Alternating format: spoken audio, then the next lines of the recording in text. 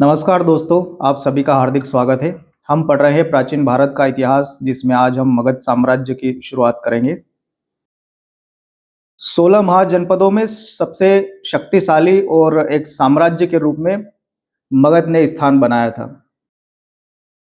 मगध के इतने शक्तिशाली होने के पीछे कई कारण थे, जिसमें से एक तो इसकी भौगोलिक स्थिति, दूसरा यहाँ लोहे के पर्याप्त भंडार, यहाँ की भूमि भी उपजाऊ थी। इसके अलावा यहाँ के शासक जो शक्तिशाली और साम्राज्यवादी थे, इन्होंने लगातार मगध साम्राज्य का विस्तार किया। प्राचीन साहित्य में अथर्ववेद, महाभारत, पुराण, इनमें मगध का उल्लेख मिलता है कि यहाँ पर बृहदत्त वंश का शासन था, जिसमें बृहदत्त, जरासंध, रिपुंजय ये शासक हुए थे। मगध की प्रारंभिक राजधानी गिरिव्रज थी, जिसकी स्थापना बृहदत्त के पिता वसु ने करी थी। वसु ने इसको स्थापित किया था, इसलिए इसको गिरिव्रज को वसुमती भी कहा गया है और इसी को कुशाग्रपुर भी कहा जाता है। तो गिरिव्रज को गिरिव्रज, वसुमती और कुशाग्रपुर।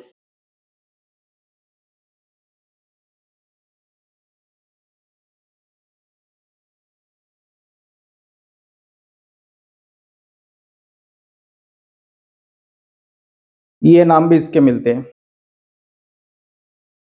बृहदत्त के बाद जरासंध शासक हुआ, जिसने कई शासकों को पराजित किया था और इसने एक यज्ञ का भी इसका विचार था कि 100 शासकों की बलि उस यज्ञ में दी जाएगी, तो वो शासकों को पराजित करके बंदी बना लेता था। लेकिन जैसा महाभारत में उल्लेख है कि भीम इसका वध कर देता है, इसके बाद रिपुंजय शासक बनता है। 544 ईसा पूर्व में बिंबिसार ने हर्यक वंश की स्थापना करी थी।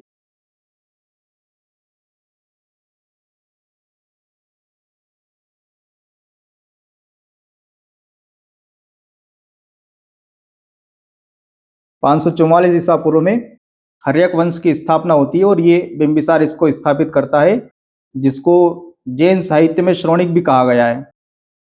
इसके पिता भद्दी थे, भद्दी का पुत्र था बिंबिसार। बिंबिसार को ही मगध साम्राज्य का वास्तविक संस्थापक माना जाता है और साम्राज्यवादी साम्राज्यवादी नीति को अपना करके बिंबिसार ने सबसे पहले अंग महाजनपद को पराजित किया था और अपने पुत्र अजात शत्रु को वहां का गवर्नर बनाया था या उपशासक नियुक्त किया था वहां का। बिंबिसार ने साम्राज्य विस्तार के लिए वैवाहिक संबंधों को अपनाया और शासकों से मित्रता की नीति को अपनाया। ये युद्धों के अलावा इसकी एक अलग नीति थी कि बड़े राजा राज परिवार से वैवाहिक संबंध स्थापित किए, कुछ शासकों से मित्रता की।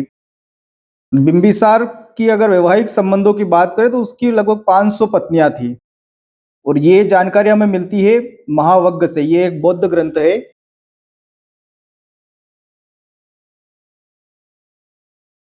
इससे जानकारी प्राप्त होती है कि बिंबिसार की 500 पत्नियां थी। फिर भी इसके कुछ ऐसे वैवाहिक संबंध थे जो परीक्षा की दृष्टि से महत्वपूर्ण है।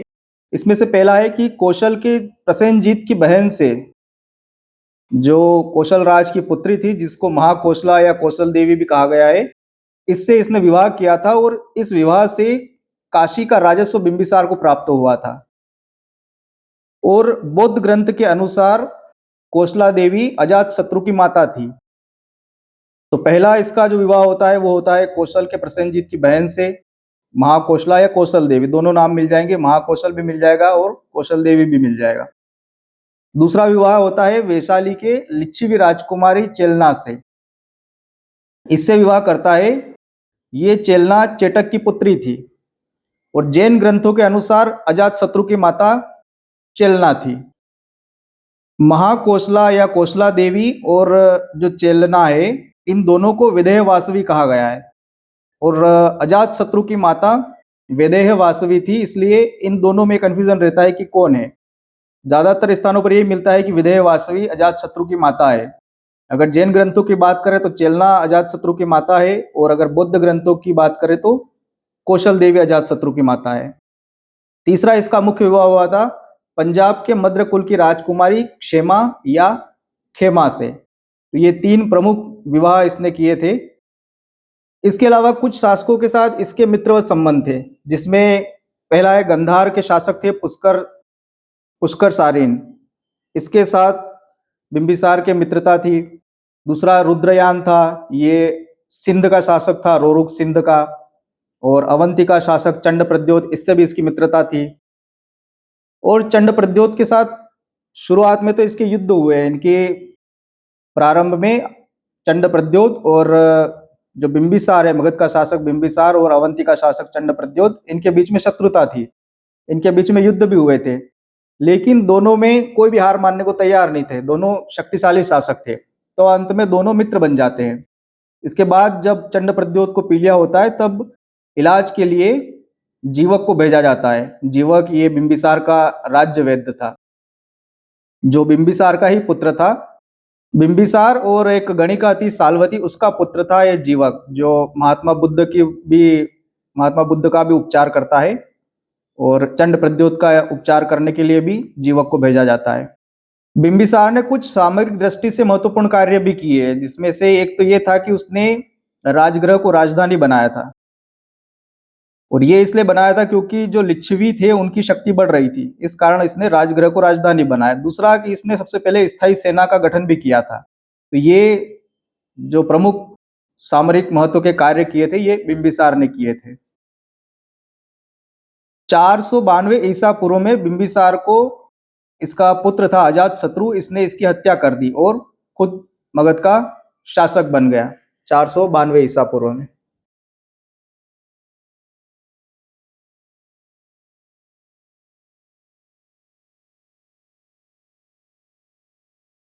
बौद्ध ग्रंथों में अजात शत्रु को पितृहंता कहा गया। इसके अलावा इसको चंड अशोक भी कहा गया, क्योंकि शुरुआत में अजात शत्रु जैनी था, जैन धर्म को आश्रय देता था, उसको फॉलो करता था। इसलिए बौद्ध ग्रंथों में शुरुआत में इसकी बुराई की गई है, इसको बुरा कहा गया कि ये चंड अशोक है, पितृहंता है, इसने अपने पिता की हत्या कर दी। लेकिन बाद में जब ये बौद्ध समर्थक बन जाता है, तब इसके बारे में बौद्ध ग्रंथों में अच्छा विवरण मिलता है। इसलिए जो इतिहासकार और विद्वान है, ये अजात शत्रु को बौद्ध और जैन दोनों धर्मों का समर्थक बताते हैं। इसके अलावा अजात शत्रु को देवनाम, प्रिय, कुणिक इन नामों से भी जाना गया है। इसके शासन काल में ही महात्मा बुद्ध की मृत्यु होती है, जिसके बाद राजगृह में ही प्रथम बौद्ध संगति का आयोजन भी होता है। और जब अजात शत्रु का शासन काल को 8 वर्ष हो गए थे, तब बुद्ध की मृत्यु होती है। और दीर्घ निकाय में इसका एक विवरण मिलता है कि अजात शत्रु ने बुद्ध के अस्थि अवशेषों पर दावा करते हुए कहा है कि बुद्ध भी क्षत्रिय है और मैं भी क्षत्रिय हूँ, इसलिए मुझे बुद्ध के अस्थि अवशेष मिलने चाहिए। तो अजात शत्रु को बुद्ध के अस्थि अवशेष मिलते हैं और इस पर राजगृह में वो स्तूप का निर्माण भी करवाता है। अभी हमने बिंबिसार के समय में देखा था कि लिच्छवियों की बढ़ती शक्ति के कारण राजगृह को अपनी राजधानी बनाया था इसके पिता ने, अजात शत्रु के पिता ने। और अजात शत्रु के समय में राजगृह का दुर्गीकरण होता है, उसकी किलेबंदी करवाता है। इसके अलावा यह पाटलिपुत्र में भी एक दुर्ग का निर्माण करवाता है। फिर भी लिच्छवियों से इसकी लड़ाई होती है, और इस लड़ाई का कारण ये था कि अजात शत्रु के भाई थे हल और बेहल। इन दोनों भाइयों को बिंबिसार ने एक हाथी, जिसका सेचनक नाम था, और एक कीमती हार दिया था। बिंबिसार की जब अजात शत्रु ने हत्या कर दी थी और खुद शासक बन गया था, तो इसके जो भाई थे दोनों, हल और बेहल, वो अपने नाना चेटक के पास चले गए थे। ये वैशाली के थे। अब यहाँ तक भी कोई समस्या नहीं थी, लेकिन अजात शत्रु जो अब शासक बन गया था, इसकी पत्नी अर्थात जो रानी है मगध की, जिसका नाम पद्मावती था, इसने अजात शत्रु को भड़काया कि हल बेहल से वो हाथी और जो कीमती हार उनके पास है वो लिया जाए, वो वापस मंगवाओ। जब उनसे मांगा गया तो दोनों भाई ने देने से मना कर दिया। इस पर अजात शत्रु ने वैशाली से युद्ध किया, जिसमें अजात शत्रु जीत भी जाता है। इस जीत में एक तो वैशाली के इस युद्ध में जीत में एक तो इसका एक मंत्री था वर्षकार, जिसको वत्सकार भी कहा गया है। ये बहुत कूटनीतिज्ञ व्यक्ति था, और इसने वर्षकार ने इस युद्ध के लिए महात्मा बुद्ध से भी सलाह ली थी। इस वत्सकार ने वैशाली के जो लिच्छवी थे इनमें फूट डाल देता है, जिससे वे आपस में ही लड़ लेते हैं, लड़ झगड़ लेते हैं आपस में ही। उनकी जो एकता थी वो टूट जाती है और अजात शत्रु इनको पराजित कर देता है। इसके अलावा जब अजात शत्रु वज्जी संघ पर आक्रमण करता है, और ये वैशाली भी वज्जी संघ का ही हिस्सा है, इस समय रथ मूसल और महाशिला कंटक इन अस्त्रों का प्रयोग करता है।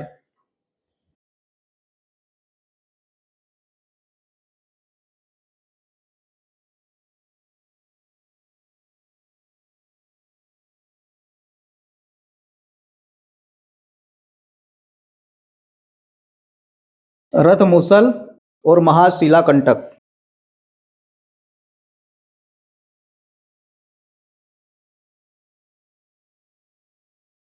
इनके बारे में अक्सर परीक्षा में पूछा जाता है कि वो किन अस्त्रों का इसने प्रयोग किया था जब वज्जी पर आक्रमण किया था, या किसने किया था? तो अजात शत्रु ने किया था। अजात शत्रु का कौशल के शासक प्रसेनजीत से भी युद्ध हुआ था, जो अगर बौद्ध ग्रंथों की माने तो ये अजात शत्रु का मामा था। लेकिन बाद में प्रसेनजीत ने अपनी पुत्री वजीरा का विवाह अजात शत्रु से कर दिया और काशी दहेज में दे दिया। तो इसका युद्ध भी काशी को लेकर के ही हुआ था, क्योंकि बिंबिसार को काशी का राजस्व दहेज में मिल चुका था पहले। 460 ईसा पूर्व में अजात शत्रु की हत्या इसके पुत्र उदयन ने की और खुद मगध का शासक बन गया। तो 460 ईसा पूर्व में उदयन शासक बनता है।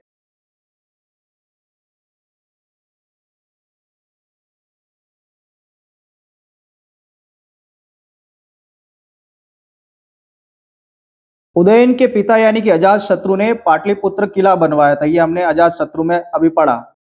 और उदयन ने पाटलिपुत्र नगर की स्थापना करी, क्योंकि अजात शत्रु ने पाटलिपुत्र नगर की स्थापना नहीं करी थी, उन्होंने सिर्फ एक किला बनवाया था वहां पर।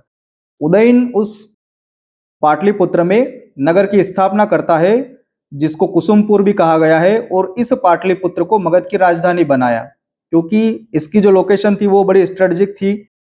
गंगा और सोन नदी के संगम पर ये नगर स्थित है, इसलिए इसने इसको राजधानी बनाया था। तो अगर ये पूछा जाए कि पाटलिपुत्र नगर की स्थापना किसने करी, तो ये उदयन ने की। इसको सबसे पहले राजधानी भी उदयन ने बनवाई थी, बनाया था। उदयन जैनी था और जैन संतों का बड़ा सम्मान करता था। इसी कारण इसका फायदा उठा करके एक राजकुमार जैन साधु के वेश में आता है और उदयन की हत्या कर देता है। इसके बाद उदयन के बाद अनिरुद्ध, मुंडक, नागदशक ये शासक बनते हैं, और ये तीनों उदयन के पुत्र हैं। नागदशक की शिशुनाग नाम का एक राज्यपाल, जिसको अमात्य भी कहते हैं पुराने साहित्यों में, तो शिशुनाग ने इसकी हत्या कर दी और शिशुनाग वंश की स्थापना की थी। इस प्रकार नागदशक, जिसको दर्शक भी कहा गया है, ये हर्यक वंश का अंतिम शासक था। इसके बाद आता है शिशुनाग वंश, 412 ईसा पूर्व में स्थापित होता है और इसको शिशुनाग स्थापित करता है।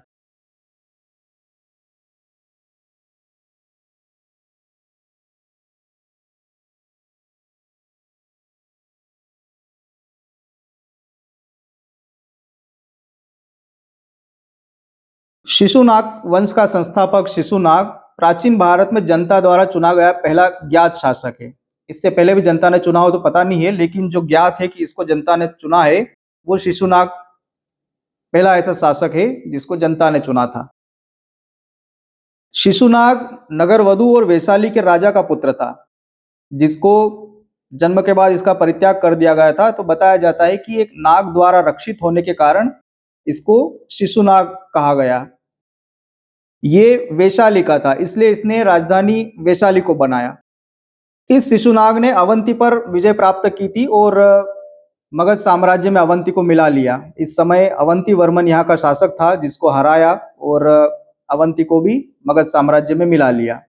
जब चंड प्रद्योत अवंती का शासक था, तब उसने वत्स को जीत करके अवंती में मिला लिया था, यानी कि वत्स महाजनपद भी अवंती का ही एक हिस्सा था। और जब शिशुनाग ने अवंती को मगध में मिलाया, तो जो वत्स जनपद था वो भी मगध का हिस्सा हो गया। इसके बाद कालाशोक शासक बनता है, जिसको काकवर्ण कहा गया। इसके समय में वैशाली में दूसरी बौद्ध संगति होती है। इसका आयोजन होता है बौद्ध संगति का, कई बार परीक्षा में पूछा जाता है ये। और कालाशोक वापस पाटलिपुत्र को राजधानी बनाता है, और राजधानी के पास में जब ये घूम रहा था, उस समय इसकी हत्या हो जाती है। हर्ष चरित्र में इसका उल्लेख मिलता है कि एक महापदम नंद ने छुरा घोंप करके कालाशोक या काकवर्ण की हत्या कर दी। फिर नंदीवर्धन या महानंदीन इस वंश का अंतिम शासक बनता है। इसके बाद महापदम नंद मगध में एक नए राजवंश की नींव रखता है, जिसको नंद वंश कहा जाता है। तो नंद वंश की स्थापना होती है 344 ईसा पूर्व में, जब नंदीवर्धन या महानंदीन की मृत्यु होती है। उसके बाद महापदम नंद शासक बनता है, और महापदम नंद नंद वंश का था। तो इसके महापद्म नंद के शासक बनते ही नंद वंश शुरू हो जाता है। तो अब मगध में नंद वंश का शासन प्रारंभ होता है 344 ईसा पूर्व से।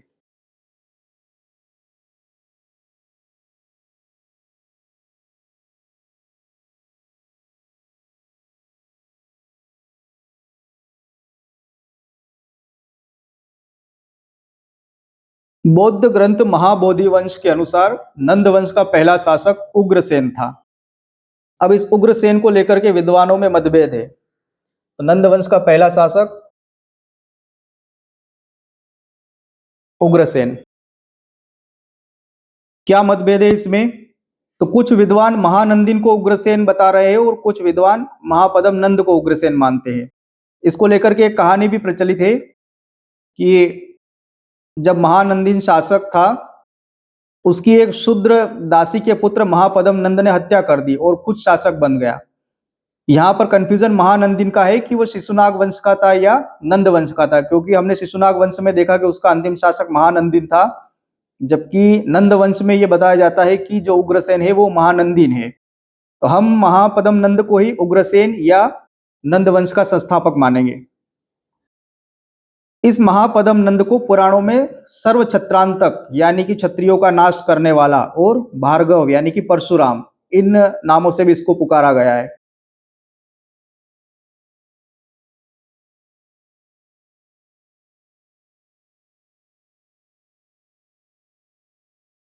तो उग्रसेन, महापद्म नंद और इसी को सर्व छत्रांतक।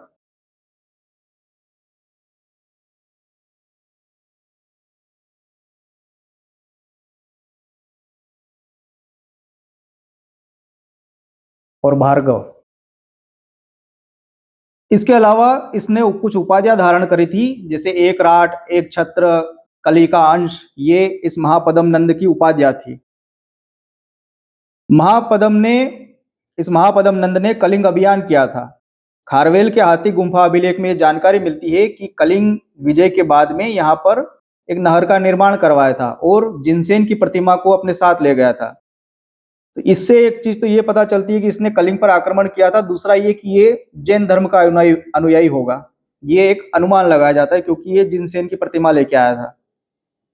व्याकरणाचार्य पाणिनि महापद्म नंद के मित्र थे, जिन्होंने अष्टाध्यायी लिखी थी। इनका जन्म गांधार में हुआ था। आचार्य पाणिनि का जन्म गांधार में हुआ था और ये महापद्म नंद के मित्र थे। पाणिनि के अलावा पाणिनि, कात्यायन, पतंजलि, इनको त्रिमुनि कहा गया है। नंद वंश में 9 शासक हुए हैं, जिसमें महापद्म नंद पहला शासक था और सबसे शक्तिशाली नंद शासक भी हुआ है। और घनानंद ये आखिरी नंद शासक हुआ है। ये जो 9 शासक हुए हैं, ये महापद्म नंद के पुत्र ही थे सभी। धनानंद भी महापद्म नंद का ही पुत्र था। और बीच में जो ये 7 शासक हुए, ये भी महापद्म नंद के ही पुत्र थे। तो महापद्म के बाद उसके पुत्रों ने शासक किया है, तो जिसमें आखिरी शासक होता है धनानंद। धनानंद को धन से बहुत लगाव था और इसकी जानकारी हमें कई स्रोतों से प्राप्त होती है। जैसे कथा सरित सागर में नंद के पास 99 करोड़ स्वर्ण मुद्रा थी, ये उल्लेख प्राप्त होता है। जबकि अगर दीपवंश महावंश का उल्लेख देखोगे तो इसमें यह है कि धनानंद ने 80 करोड़ स्वर्ण मुद्राएं एक गुफा में छुपा रखी थी। इसके अलावा हेनसांग, मामलनूर, ये संगम कवि थे मामलनूर, इन्होंने भी नंद शासकों को इनके पास जो संपत्ति, अतुल्य संपत्ति, इसका उल्लेख किया है। ये धनानंद सिकंदर का समकालीन था। जब सिकंदर का आक्रमण होता है 326-25 ईसा पूर्व में, सिकंदर ने भारत पर अभियान किया था। लगभग 1.5 साल तक वो भारत में रहा था। 326-25 ईसा पूर्व में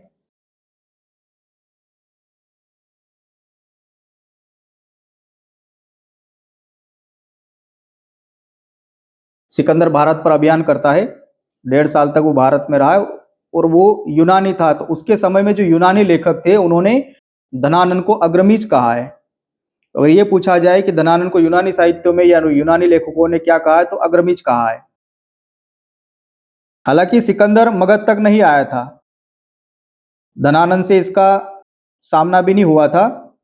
और सिकंदर धनानंद की सेना में, उसको सूचना मिली कि उसकी सेना में हाथी है, तो माना जाता है कि वो उस हाथी की सेना से घबरा गया था, क्योंकि पहली बार हाथियों को युद्ध में या सेना में मगध साम्राज्य ने ही शामिल किया था और इस तरह के पशुओं को पहले कभी सेना में देखा नहीं गया था। तो कहा जाता है कि सिकंदर ने इस सेना का सामना करना उचित नहीं समझा। और वैसे भी इसकी सेना ठीक-ठाक और मजबूत सेना थी और बताया जाता है कि उसकी सेना में लगभग 600 हाथी, 20,000 घोड़े, 2 लाख के लगभग पैदल सैनिक थे और ये उस समय के हिसाब से कम नहीं थे, बहुत बड़ी सेना थी ये। इसका सेनापति भद्दसाल था और शक्टार, स्थूलभद्र, राक्षस ये इसके मंत्री थे। फिर इसी धनानंद के समय में चाणक्य और चंद्रगुप्त की एंट्री होती है। तो चंद्रगुप्त मौर्य धनानंद को हरा करके मगध में मौर्य साम्राज्य की स्थापना करता है, जिसको हम मौर्य वंश में पढ़ेंगे। तो ये था मगध साम्राज्य, इसकी स्थापना कैसे हुई, किस तरह से इसका विस्तार हुआ। आशा करता हूं कि आपको क्लास पसंद आई होगी। मिलते हैं अगली क्लास में, तब तक अपना ध्यान रखिए। हमारे साथ रहने के लिए धन्यवाद।